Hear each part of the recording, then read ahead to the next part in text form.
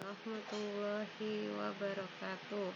Bertemu lagi di tema 1, subtema 1, pembelajaran 3 dan 4. Perkembangbiakan vegetatif tumbuhan. Selain dengan cara generatif, tumbuhan juga berkembang biak secara vegetatif. Perkembangbiakan secara vegetatif dilakukan tanpa melalui perkawinan.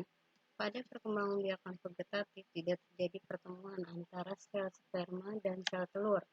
Perkembangbiakan secara vegetatif ada yang berlangsung secara alami dan ada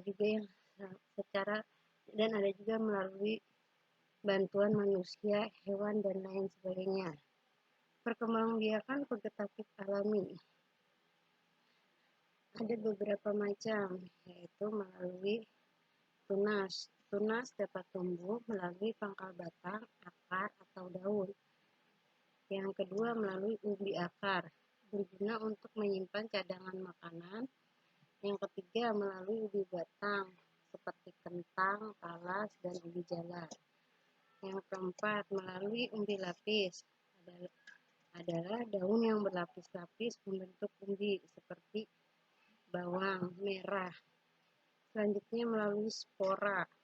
Bentuk spora seperti biji, tetapi sangat kecil. Selanjutnya melalui akar tinggal atau rizoma. Contoh kembangbiakan menggunakan akar tinggal. Ciri-cirinya, bentuk pohonnya berbulu-bulu seperti batang dan lepas kuncup di bagian batangnya, di bagian ujungnya.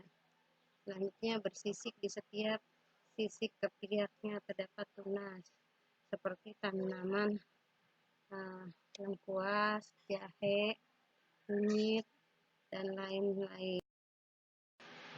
Selanjutnya melalui geragi.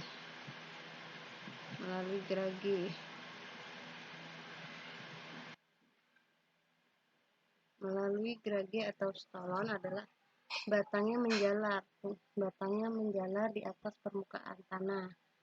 Tunasnya berbuku-buku menjalar di atas tanah. Contohnya pada tanaman arbei, semanggi, dan pegagan. Selanjutnya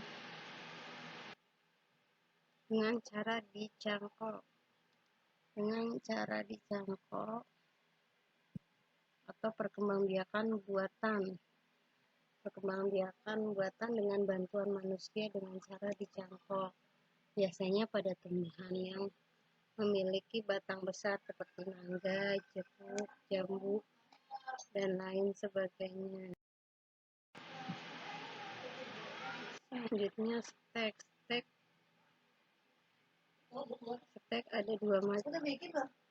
ada dua macam, yaitu stek batang dan stek daun. Stek batang biasanya terjadi pada tumbuhan-tumbuhan yang berbatang besar.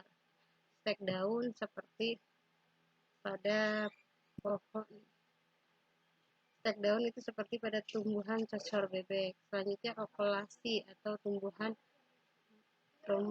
dengan cara menempelkan bagian pohon lainnya pada pohon yang satunya.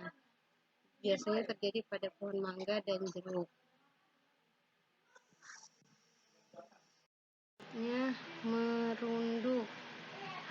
Merunduk tumbuhan yang berkembang biak dengan merunduk harus mempunyai batang yang panjang dan lentur. Contohnya pada tanaman tebu, apel, dan melati. Selanjutnya mengenten dilakukan dengan menyambung dua tanaman yang berbeda, akan tetapi masih satu jenis. Contohnya tanaman jambu, jeruk, dan durian.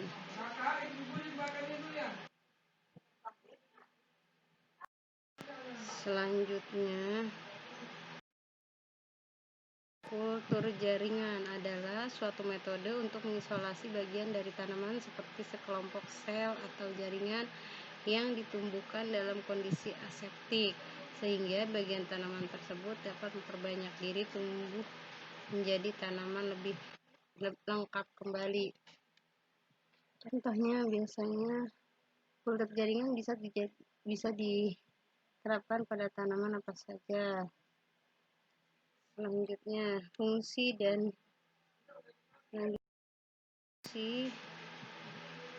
dari ide pokok.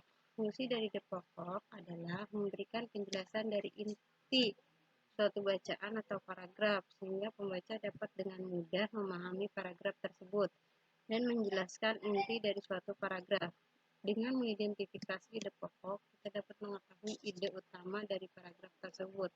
Adapun ciri-ciri ide pokok antara lain: memiliki kalimat pendukung atau kalimat pengembang atau penjelas. Ada yang mendukung, baik itu berupa penjelasan atau alasan yang menguatkannya. Inti dari sebuah paragraf atau pusat pembahasan. Contohnya adalah menentukan ide pokok seperti di bawah ini. Ide pokok dari paragraf di atas adalah terletak di awal paragraf, yaitu reptilia adalah segala jenis hewan yang berjalan melata atau merayap. Demikian contoh ide pokok. Saya juga pembahasan tema 1, subtema 1, pembelajaran 3 dan 4. Wassalamualaikum warahmatullahi wabarakatuh.